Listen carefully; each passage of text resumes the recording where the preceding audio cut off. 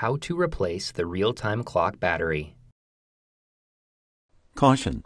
Observe all precautions when removing and replacing components.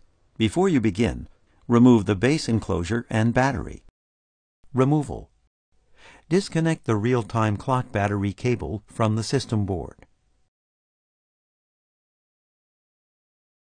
Carefully lift up the Mylar cover without removing it and pry up the real-time clock battery, held in place with double-sided adhesive, from the system board, and remove.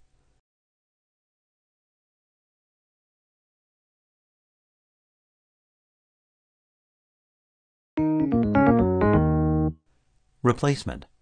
Connect the real-time clock battery cable to the system board. With the adhesive side down, place the real-time clock battery into position on the system board and press gently to help it adhere.